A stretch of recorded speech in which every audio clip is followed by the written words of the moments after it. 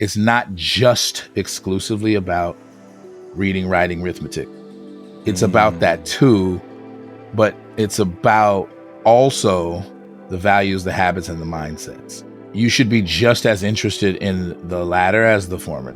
That was the voice of this week's guest, Jason Muse. Jason is an elementary school teacher based in San Francisco, California. He's been teaching in some capacity for 13 plus years. And his passion for teaching is rooted in his passion for mentorship and commitment to ensuring that young people have what they need for self-actualization. You know, growing up in elementary school, I had no black male teachers. I think it's a big emptiness that I had. And also not having a father in the home, it meant that I just didn't have a connection with educators in that way. I remember a vice principal who was in my elementary school, and we didn't get along very well. We were always at it. We'd always say, Mr. Branch, calm down. I'd be like, don't call me Mr. Branch. It's not my name. And so today, as I know how powerful it is to have that, it'll be a memory I'll never forget, but I also remember kind of the difficulty it was because it was such a foreign entity in my school. In today's episode, we discuss 1, how to guide boys and cultivate a healthy relationship with anger. 2, how Jason has achieved longevity in the teaching profession and made it sustainable. 3, how adopting a broad definition of mentorship can be liberating and lead to impact in your classroom.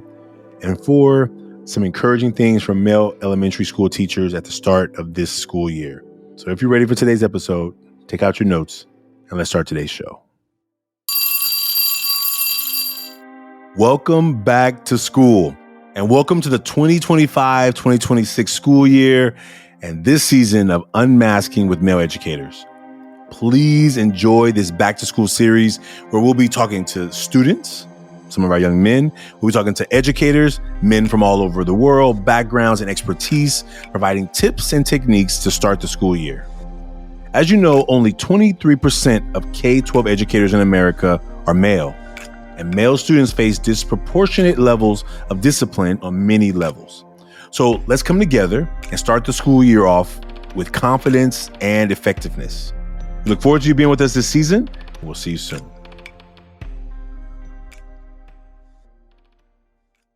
Happy Friday. Happy Friday. Happy Summer Friday. Happy Friday in the middle of summer.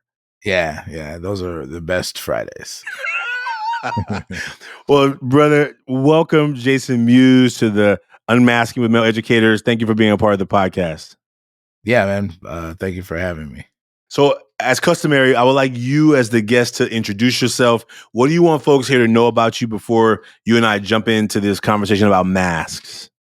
So, hello, everyone. My name is Jason Muse. I am an educator, longtime educator. I've been an educator in some capacity for at least 13 years.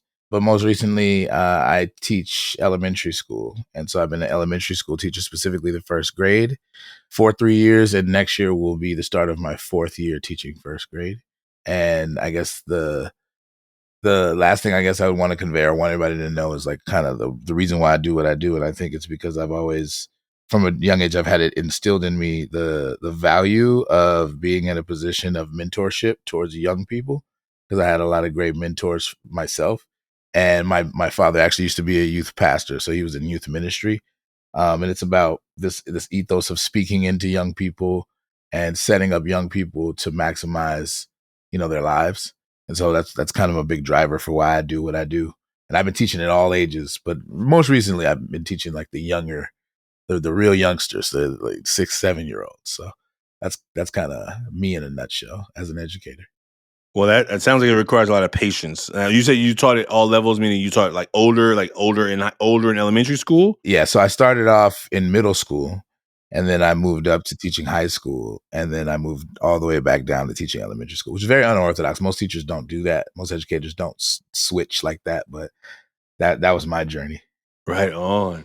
Well, thank you for thank you for supporting those youngsters, because I know that I don't know that was in my lexicon of patience level for that, but I'm so thankful for educators who do that, because we so need it. There's such a lack of male educators in elementary schools in general. We have a lot more in high school, but we know that in elementary, I think the number drops to like 15%, if not less. I made that number up, but let me get the exact number. But it's low. It's low in elementary. Yeah, yeah, and that's it. It being kind of like rare also kind of drives me as well, because I do think that speaks to a need that I'm helping address. So yeah, I agree with that wholeheartedly. Thank you so much. Well, what we normally do is we're going to just talk about these masks. I'm going to share mine briefly, and I would love you to share your mask. We've been engaging people and definitely men in this conversation around masks. This work started with young men in high school. I was a dean at a high school, and this idea of the front and back of mask. And so I'll go first, and then we'll ask you to share your mask. All right? Okay. So this is what I drew today. I drew this character that I'm working on. And the three words I used for the front were, and these are my words when I was a teacher and as an educator now from the outside of schools: dedicated, passionate, and caring. Those are the things that I let people see on the outside. Like I usually put, hardworking on here, but I thought that today that dedicated encapsulates that, like this commitment to this work for more than 20 years. And so thank you for being in the profession for so long as well. So that's the front of the mask, the things I let the world see. And the back are the things I don't talk about as much. I wrote not enough, and I'll come back to that the little arrow on the top, and then I wrote worry. And I think if I have a blank here, the third one I'm probably thinking about like self-doubt, like working really hard in a high school when I was teaching as an educator, math, like fully committed, but also feeling like not reaching the students who I identified with probably the most, like they reminded me of friends when I was in school. We connected we were from the same backgrounds, but just there was a miss there. And I think the not enough on one of a recent mask I saw, someone wrote not enough. It wasn't just like the full overall not enough. It's like not smart enough, not talented enough, not handsome enough, not athletic enough, like all the not enoughs that sometimes come behind the scenes of some of that self-doubt. And so that's the mask that I share today as a teacher, as an educator in this work. Definitely a lot of those are relatable to me. I didn't have the the actual like paper with me, which I'm regretting right now because I saw yours. I like the way you design yours, but I do remember the words that I chose. So that what would be on the front part would be kind of related to even what you said as far as dedicated. I used a different word. I used committed, and then I used disciplinarian. That more speaks to kind of like my teaching style, and then mentorship is the third word that I came up with. And I think that kind of touches back to what I was kind of my why earlier. I'm definitely kind of a no nonsense teacher. Now they teach us in professional development settings to be a warm demander. So I'm kind of recalibrated to that. But there's definitely like holding students accountable, but also like making sure that they know that I have their best interests at heart. And with that, you have to build relationships and build trust. Because if they just perceive you, even if you have the best of intentions, if they just perceive you as always being on their case just because you don't like them or something like that, as opposed to you care about them, and that's why you don't want to allow them to take shortcuts or do whatever things that they shouldn't be doing. It's a really big difference in terms of their willingness to allow you to be in a position of mentorship, because that's again built off trust. So if they don't trust you, and especially if they've had negative experiences with other male figures in their lives, where they're less likely to trust you right off the bat because you remind them of so and so that abused them or so and so that didn't do them quite right, etc. So you really gotta, it's kind of it takes a certain kind of social competence to be able to kind of assess that and then figure out how you can convey that to somebody who's young.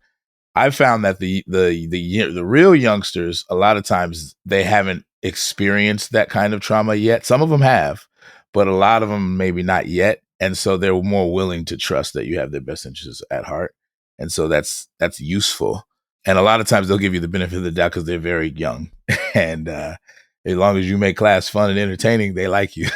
So it's a little easier, I think. But yeah, that's kind of and then so sorry for the back. As far as like the stuff that I kind of hide a little bit, I think one of the biggest things for me is, kind of like self-doubt around whether or not I'm having the impact I want to ultimately have, in the, because you're thinking about long-term impacts, and you don't know the long-term impacts right away. And a lot of times I get nervous about, whether I'm pushing kids too hard, or if I'm losing them in a certain sense, or if I'm trying to take on the kind of big high stakesness of, I got to make sure that such and such kid doesn't go to jail and such kid goes to college, and taking on that kind of stuff when a lot of that stuff is kind of out of my control. And so I deal with the insecurities of that. Like, hey, wait, what am I doing? And then every now and again, some kid that I taught way, way back will hit me up out of nowhere and be like, hey, Mr. Muse, you contributed in such and such a way to this thing. Matter of fact, like 4 weeks ago, I had a student I used to teach in ninth grade. I haven't heard from her in a while. She just graduated from college, and she hit me up out of the blue. She still had my number, and she was like, "Hey, Mr. Muse, I just wanted to let you know, man, you were a great homeroom teacher, and I credit you for helping me like make it through graduating through college." And I was just like, it was just out of the blue, and I was just like, wow, like that feels great. But anyway, so there's that. So I'm sorry, I'm rambling, but there's that self-doubt thing, and then there's also sometimes I have an imposter syndrome kind of thing too, where it's like, am I really as good of a teacher as I think I am?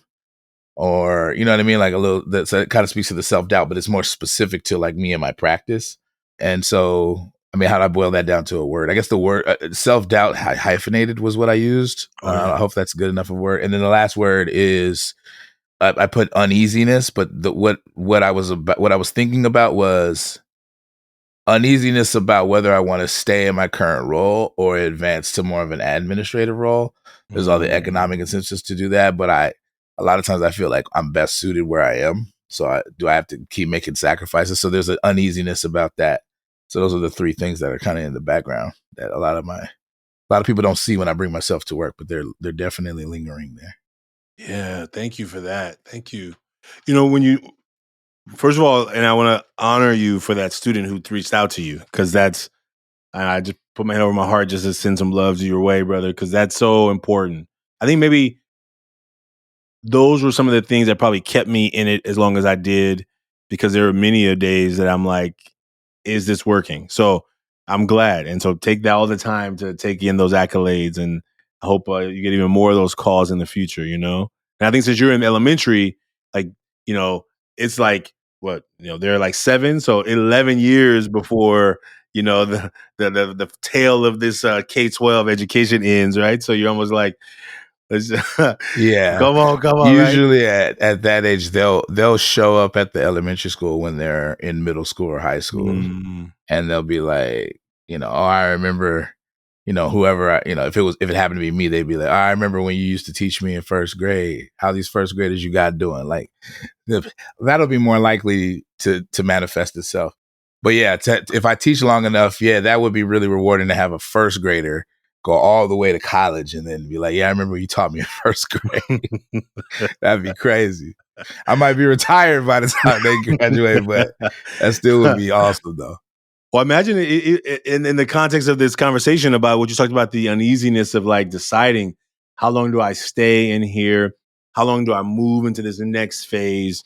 Because I've seen it happen, and maybe you've had the pressure of like being called to make a move, right? To being like, maybe it's a personal decision, maybe it's a higher, moving up in the educational ladder, of not corporate ladder, but the educational ladder. And I think that, I think you said disciplinarian as one of the words in the beginning, and I was like, yeah, we sometimes get called to be that on many campuses when there's some of our young men who may need a little bit of extra TLC, right? They're just not listening. They're having a meltdown, and they're having an emotional meltdown, and they just need somebody to hear them in a new way, right?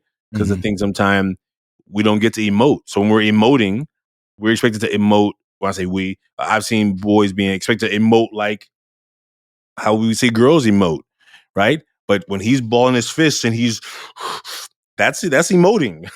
But we tell them don't do that, right? So we don't give them room to like to let that energy come out in the ways that sometimes I think young men and boys need it. And as an administrator, as an educator, I've had young men, I've been called to meetings where they needed help with a certain young person, right? And I'm like, oh, he just needs to breathe. Let him breathe. But get away from him. Why is everybody circling around him? Right?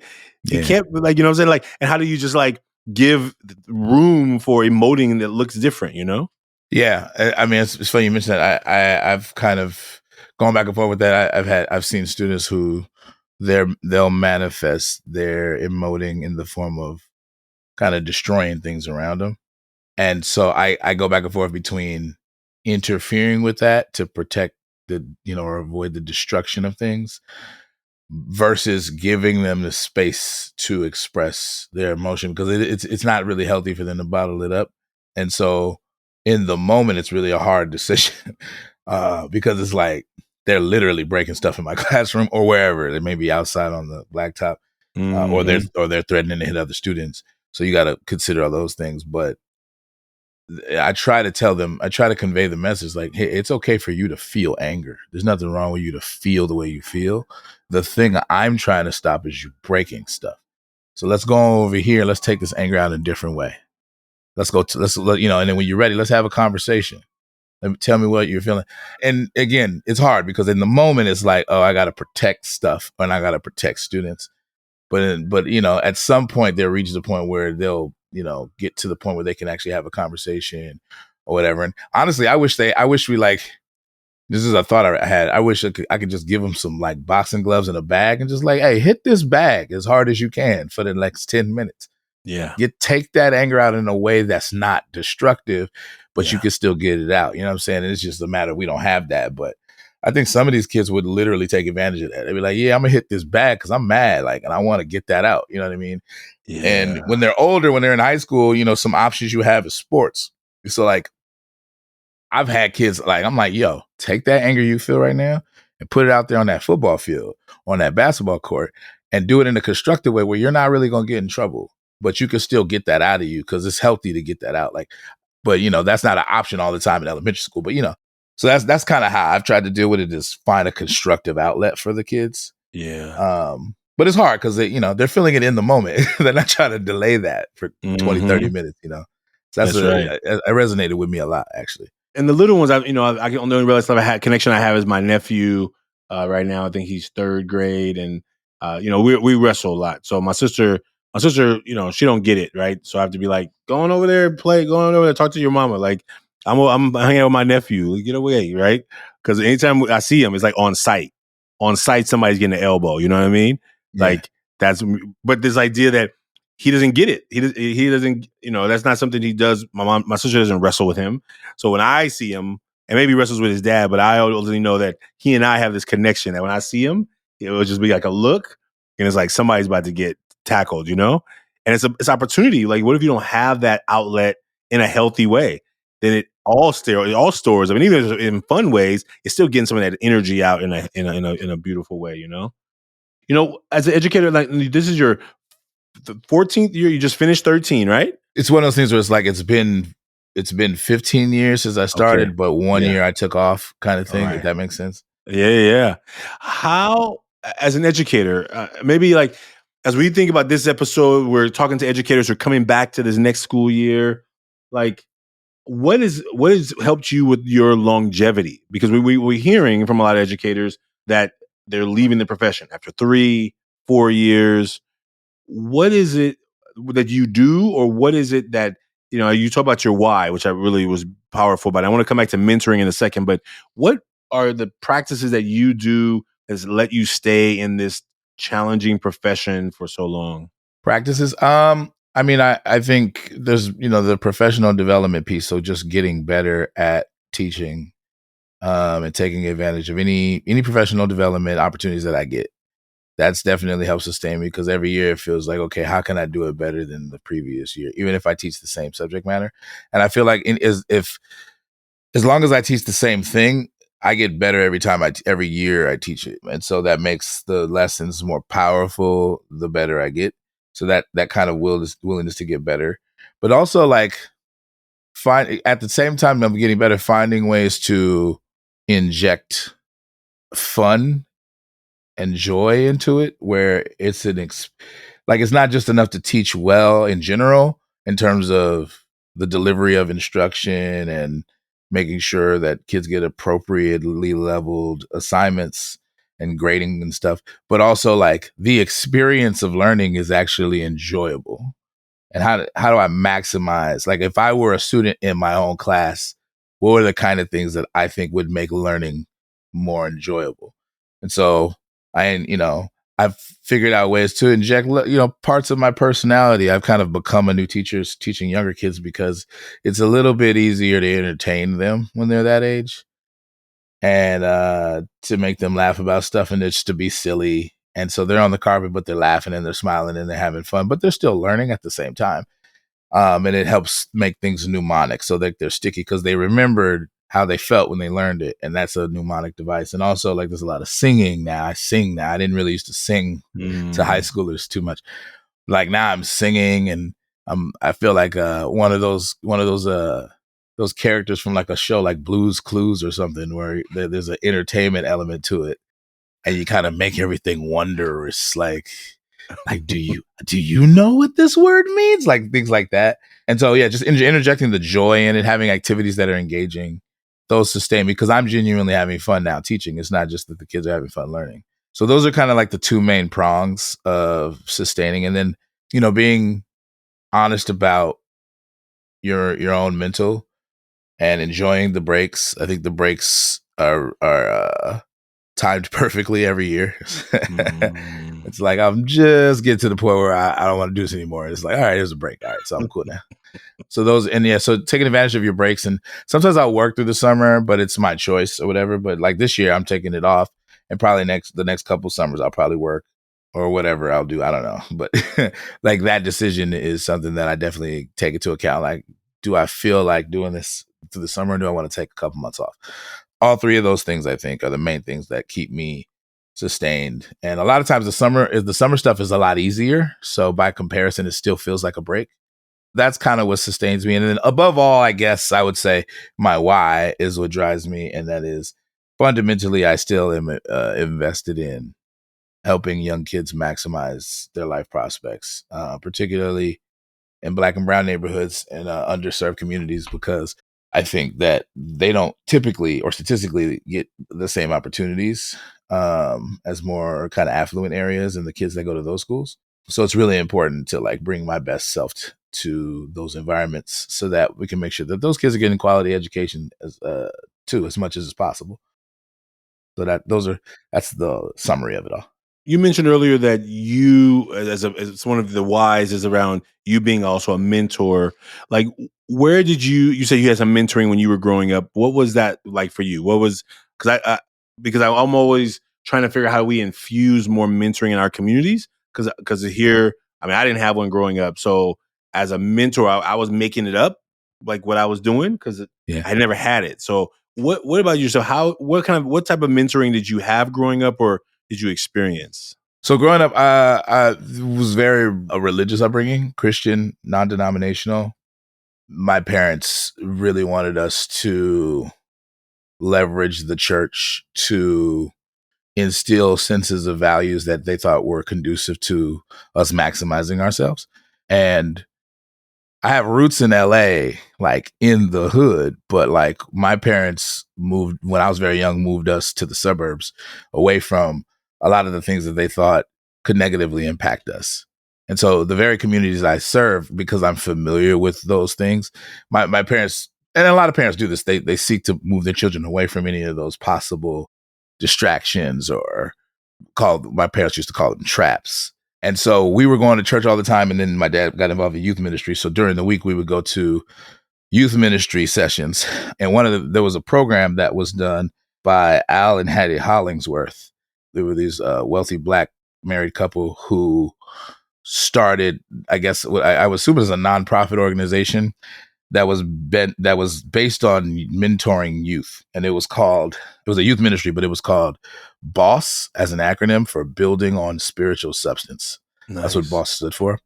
So the point of it was to instill discipline in young people, and they were all rooted in biblical scripture, the lessons, but they were applicable in the world in general. And so that was kind of the goal. And it was a 20-week program. You basically complete the 20-week program and then you graduate from it.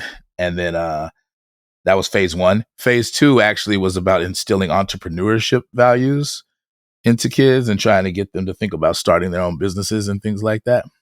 And the umbrella over boss was Christian business ministry, so it wasn't just about life prospects, but also about entrepreneurship. Anyway, my parents were involved in that for years, and I went through that program, and my brothers went through that program, and so a lot of those teachings we got to apply to life, and so I got a lot of mentorship out of that. But I also saw a lot of the applicability of those principles beyond the kind of religiousness of it to my practice in terms of teaching or coaching or any position of, I started off as a tutor when I was in college of high school kids. So that was kind of like one dimension of mentorship that I got into pretty early. I used to tutor my nephew. So I was in junior college and my nephew was still in high school and he was really bad at math. So I used to sit and tutor him, and there was some effectiveness in it because he improved his math scores. So that was good. But just being in a position where somebody who has some kind of know-how that they can impart to somebody else who doesn't have it, that's basically what mentorship is in a nutshell. So that's kind of the specifics of where I got it. But what I got from that is you can apply that to any situation in which somebody is instilling something into somebody else. A lot of those principles, and it doesn't have to be religious. And the reason why I extracted the religion out of it is because I deal with a lot of people who aren't really religious or who don't have the, what I mean? Like they may be Muslim or they may be atheists, but you can still mentor them. You know what I mean? So that's kind of where I learned it. And I think a lot of people don't realize how much they have that from people. It could be from your single mother, insofar as she's imparting things, wisdom into you that you don't have already. She's still mentoring you. It could be your uncle. It could be your coach. It could be your teachers, like anybody like that. So like I view it very broadly. And so even kind of going back to what you said you didn't feel like you had any. I think if you ran it back in your mind, you could probably pinpoint some people who instilled something in you that you didn't have before you interacted with them. And I think that would count. Yeah, actually, from that context, actually, yeah, I mean, yes, and right, like, yeah, I grew up in Vacation Bible School, like, you know what I'm saying, like that was every summer. My mom was a teacher at VBS, so, and my grandfather was the pastor, so, Ashanti didn't get a lot of excuses for why he didn't show up. You know what I'm saying? Because granddaddy's there, my mom, it's like, oh, we going, and we went in church all the time. When I say all the time, I mean all the time. I mean, and I was a janitor on Saturdays. So, like, when I got old enough to go on the bus by myself, I was taking the bus across town, Oakland is, a big city, but, taking the bus, 3 buses to go clean up the church on a Saturday afternoon. So it was clean and fresh for Sunday morning, So yeah. So actually thinking about that and thinking about the men who I saw who were fathers, who were deacons, who were, yeah, I think, and they wasn't like a direct mentorship. It was more like you watching people who have good values, who make jokes and are funny and laugh and are serious, right? And who have values that you're like, oh, that's a good man, right? Like, Mm-hmm. but I would never probably thought of it in that context. I actually had never thought about, and they were more like, it was more hands off mentoring than like, I'm gonna sit down with you and teach you how to do something. But my grandfather, as a grandfather, he did a role, but he was technically a mentor as well. Like I poured my first concrete driveway with my grandfather. I built a fence with my grandfather. Like I didn't many nails, right? And as mad as he probably was, he was like, okay, let's pull that one out. Like all the ways that as a grandfather, I never thought of it as a mentor, but however it shows up. Yeah. And I think a lot of people think about it like that, where they're not really cognizant of the extent to which mentorship can be kind of applied more broadly than maybe they're in the narrow way that they're thinking about it. Like having a designated person who is the mentor or a few people. Like you can get a lot of wisdom or tidbits that'll help you in life from a lot of different places.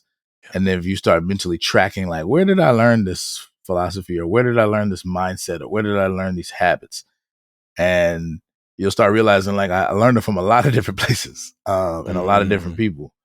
And so when you get to a point where you find success, Like those are the people I would say you would owe some kind of gratitude towards. Like I've mentally, I was in sports and I never went that far, but I always like would return to this question of like, if I ever like was drafted, if I ever made it, who would be the people I would thank? And the more I thought about it, the more I realized like that list would be pretty big, because it'd be a whole lifelong like list of people who have interacted with me at different levels, who helped me get to the next level. And it's like a kind of like leveled thing.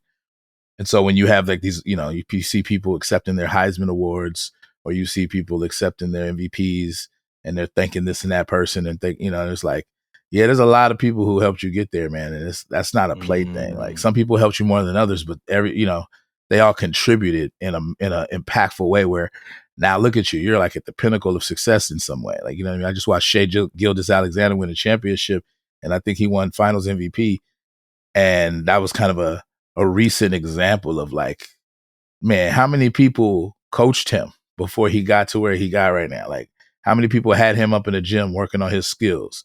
You know what I mean? It could have been his father, his uncle, his grandfather, or several different coaches. It could have been whoever. But like, all of those people would be the people who I think he would have to thank, because they contributed to him being who he was. And I think that no matter, like, that applies no matter what. It doesn't have to be the Heisman or the finals MVP. It can be somebody who just got their nursing credentials, or somebody who just became a doctor, or somebody who just made partner in a law firm, or somebody who just got their first job. Like, there's people to thank for your success. And I think that makes us kind of really communal in a way that makes me want to resist the rugged individualism that we've kind of have flying around in our society. Not to say that there's something wrong with individuals celebrating the individual steps that an individual has taken to their success, because you participated in your success too. Right. But to the point where you make it seem like it was all you and nobody helped you, like that to me is too extreme. It's like there's a lot of people that helped you, and they deserve gratitude. I like that rugged individualism, because I think that's definitely what we see expected from a lot of times our young men and boys. And as male educators, I have a question, maybe a two-part question. One, now that you're in the younger ages, and then you have students who, they're still at the same school and they go down the hall, right, to the other teacher. Have you ever had kids come back, like, and be like, "Can I be in your class again?" Or how's mentoring showing up now as a teacher, that you see them on campus at the elementary school, and yet, but they're not in your class anymore? How have you seen those kind of mentoring relationships show up in your own work? I think they're more likely to express that idea the younger they are, and I've had students express that very idea, and I always tell them, no, you've already completed first grade. You don't need to come back to first grade. What I want you to do is I want you to finish the grade you're in, like whatever grade it is. I've had usually it's second graders, because they just had me the previous year. They'll say, I want to come back to first grade, and in some sense, they're saying I liked it when I was in your class better than I like it now in this class. Usually because it's harder, because everything takes a step up. The math skills, the reading skills, they take a step up, so they're harder. Or maybe the teaching style is different. They don't like the teacher as much as they like their previous teacher. Students feel that way. Yeah. To me, I take it as an indication that I must be doing something right, because if students aren't expressing that idea, then that typically means they prefer where they are better than where they were. And sometimes that can be an indictment on your teaching style, but sometimes it could just be preference. Sometimes it could, I'm not saying take it personally, but if at least a couple of students are like expressing that they missed the way things were in your class, then you must have done something right. But I always kind of encourage them to like stay the course. Like, you can't go backwards. You gotta continue to go forward, because you're gonna be in middle school one day. You're gonna be in high school one day. You're gonna be in college one day. And you going in first grade a bunch of years in a row is not going to get you ready. You staying in second grade, going to third grade, going to fourth grade is going to get you ready. So that's why you need to be there. But you can always come back and say hi to me and give me a hug or a high five. And, so it's still like warm. It's like, it's not like good riddance. You don't want to make a kid feel like they're not wanted. But you got to, I try to instill in them, like, I know how you want to go back to your comfort zone. But no, I want you to take on those challenges and then come back and tell me about it. When you go to middle school, tell me about it. Like, man, middle school is kind of hard. I'm like, yeah, That's why you should have been in third, fourth, and fifth grade.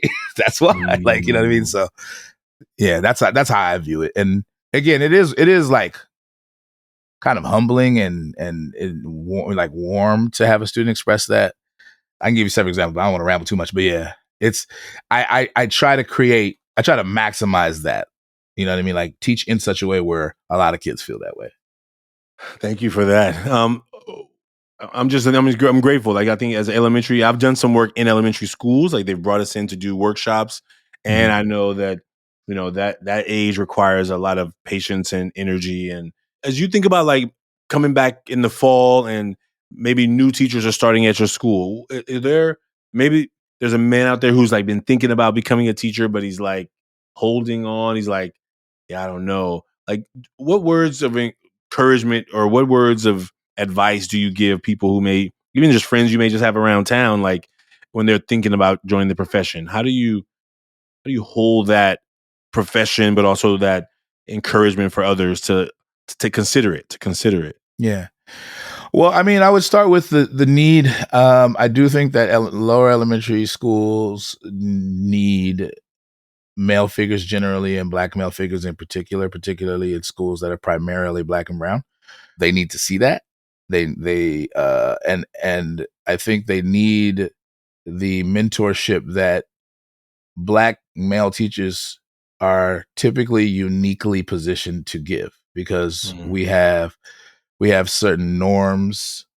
We have certain insights on the lived experience of Black men that are invaluable to our Black boys in particular.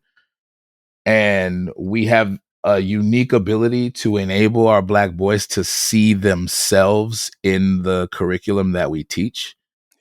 And if they're getting it from other groups, it isn't like it's impossible to motivate a Black boy, say if you're a white male or even a white woman. I've had excellent teachers that were white men and women throughout my life, and I would never diminish the value that they have in my life. But that Black male teacher hits different though. And it's not because the Black male teacher is inherently better. They're just uniquely positioned to relate to Black boys in terms of their lived experience.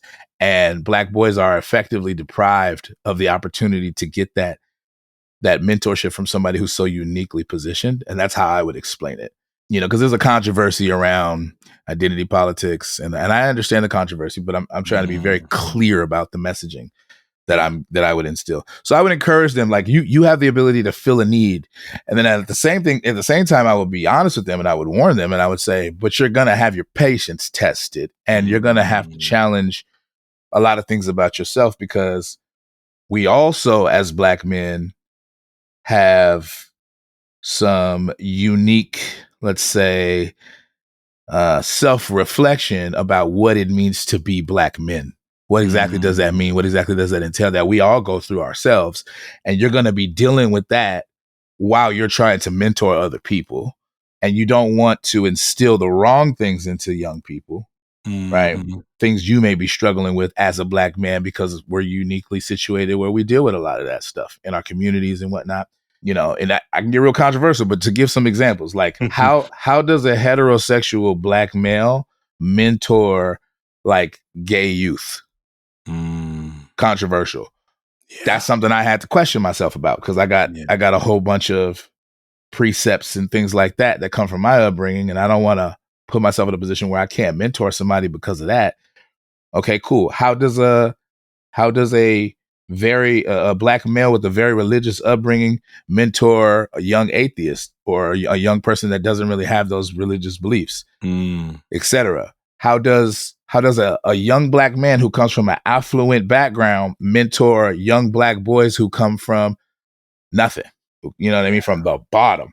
Or, you know, like, so like all of that stuff is stuff I had to like question. I had to reflect, like, okay, how is the difference between their experience and my experience interfering with my ability to mentor in a way where they can really get something of value from me? And sometimes I gotta check some stuff in my own, you know what I mean? And like, those are hard questions. And if you don't know that that's what you're going to be faced with when you go in, you might be like, nah, that's not for me, because I'm not really trying to question any of that. You know what I mean? So that's I would give them you're needed, but also beware Have patience, be willing to question yourself and reflect on things in order to maximize your value to those young people. And I think something you said is really important, right? Like, so man, thank you for those examples. And I think as a mentor who started a mentoring organization, I have had to check myself on a lot of those things, right? Like where my lenses and my value system comes from. And I would say for the teaching profession, which was primarily women, 75%, aggregated from elementary to K-12, like it's hard for them because what they're expecting and how they're seeing their boys act is probably not how they used to act or have ever acted. And so therefore they could make a meaning of it. Now I've gotten a lot of trouble from teachers because like I'm saying something and they're not hearing me. And I'm like, why am I even talking to you? Because you're not even hearing me. Right. And I remember the first time a teacher said I hit her, I was like, what? I'm having a fight with Alfredo in his science class. You jump in the middle in front of me about to punch Alfredo. I'm not even looking. I don't even know. I'm not expecting you to be in my face. I knew who I was about to hit. You know what I'm saying? And now you're all offended. And I'm like, when I went to the security office, they were like, why did you hit her? I didn't hit her. I hit Alfredo. You know what I'm saying? Like, well, she said you hit her. I'm like, well, she jumped in the middle of a fight of two. I don't really know what to tell you, but I don't like the lady. I'm not even trying to deal with the lady. I'm dealing with a situation with somebody else, and I remember that moment of like, why would she think I want to hit her? Like, she saw me fighting with him, like, and it was that moment of like, oh, she's now blame me for somehow assaulting her when I wasn't. And so in that moment of just like that translation of like what's going on in the moment, right? Like how the translation gets made by the person with all the power, right? Like now I'm in the office. They didn't even talk about Alfredo. They didn't even talk about Alfredo. They in the office talking to me about hitting a teacher. And I'm like, what? This ain't got to do with me and the teacher. Like I thought you were sending me here because I punched him in the face. You know what I'm saying? You're not even talking about me hitting this guy who I was trying to hit. Right. I don't know how she got in the mix, and that moment of like, oh yeah, how often. And as an administrator, when I would get these referrals, I'm like, that sounds strange. Why would he do that? So I got to go ask all the questions. And he was like, and you hear the question, you hear the young man describe what's happening, and you're like, oh, this is being translated from a position of something else, right? And so you have to like massage those answers and those conversations back, Man, that's so powerful. As we wrap up, I would think I really enjoy talking to educators, and I think this part of our work is really helping other educators in this profession. How do we help parents? How do we help? So choosing whoever you want to leave this message to either other teachers, to parents, or to even administrators, what is something that you either would recommend or that you want to what message would you leave to folks about the value of course, good teaching, but the value of mentorship that has to probably look different than me trying to teach you how to do a subject, like the care that it takes. Because I remember you talking about being a part of that program, BOSS. What did BOSS stand for again? Building. What does it say? You said building on spiritual substance was on spiritual substance. And whether you were a person who is religious out there, I think we all need a part of our own soul to be connected to, So what message would you have for either teachers, parents, administrators, or all of the above about the value of mentoring and mentorship that may look different than teaching a subject?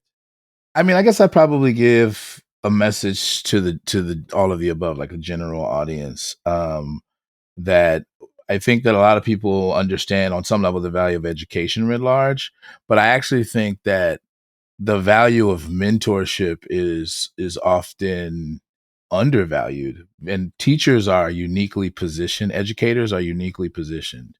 Pretty much anybody in the schoolhouse that regularly interacts with children is in a unique position to instill habits, mindsets, values in young people that are the most conducive to them maximizing their success. And it's not just exclusively about reading, writing, arithmetic. It's about that too, but it's about also the the values, the habits, and the mindsets. And I think the general message I would give is you should be just as interested in the latter as the former, meaning you should be just as interested in the mindsets and the habits and things like that as you are in, them performing well on tests. Because at the end of the day, we are cultivating men and women who are going to inherit the future. And a big part of that is the parent's role, by the way. It's not that educators are supposed to substitute for parents, and there's no way that we could, even if we wanted to, because parents are awesome. But it's more about like the synergy between them, right? Like, I think that there are a lot of like mindsets and values that most of us agree on where it's appropriate to include them into the curriculum. And there are some that are, controversial and stuff. And so I usually don't lead with those because I don't want to like step on parents' feet and stuff like that. Because, parents do have very specific things they want their students or their children to know and learn. And who am I to just step in because I'm a teacher and just be like, nah, these values are better. Like, you know what I mean? I don't want to denigrate, but yeah, but I think it's about the synergy. I think because with the synergy, you maximize the output, you maximize ultimately, I think the long-term goal, which is success in the future. That's really what you want. And it starts at my level with the elementary school. That's just the beginning. That's like the first step. Then it goes to middle school, then high school, then college. And then after that, maybe internships and job opportunities. And then they start their careers, et cetera. And so like, if you go through 12 plus years of education, maximizing that synergy between what's going on at the schoolhouse, what's going on at the home with the parents, what's going on in the wider community, I think is a very powerful thing. And I think at a like macro level, that's ultimately what we want our education system to do, is to foster not just people who know things and who can pass tests, but people who are authentically engaged in making the world better for their communities, for themselves, for everybody, et cetera. And I know that sounds like a very kind of like preachy thing, like idealistic, but I do think that that's something that we're aiming for on some level, and with a particular mind for people who have been historically left behind, because I think that there's a unique implication of that with those groups of people. And a lot of times that's our people. That's who we're talking about. Yeah, yeah, yeah. Preach on. If that's perfectly, perfectly. And I think that what we need is more educators who can see the ways that sometimes even our young men and boys learn and be able to adapt and realize, okay, the way you're teaching is not reaching doesn't mean that kid is not capable, right? Like it doesn't mean that they are not even potentially willing, but you're speaking a different language. Yeah, you may be thinking you're speaking English to them, but you're not speaking in a way like the way you're speaking to them is causing them to shut down. So therefore, you're gonna have to shift your language, right? And I think trying to help educators know that and understand that is so important. So thank you for the work you're doing. As we close, any last words to anyone or to anything about this topic of education, supporting not only our boys in education, our young men who don't see enough of us, and you just inspired me to. I know an administrator in an elementary school. I didn't read last year. I'm going to read this year. I didn't read this year. I missed the. They had a reading day. I missed it, and I wanted to be there. So I'm recommitting that I'll be reading this year at elementary school because I enjoy it. Not that I've missed it and I felt that, and I think they do need to see more of us because thank you for that. Thank you for that. Yeah.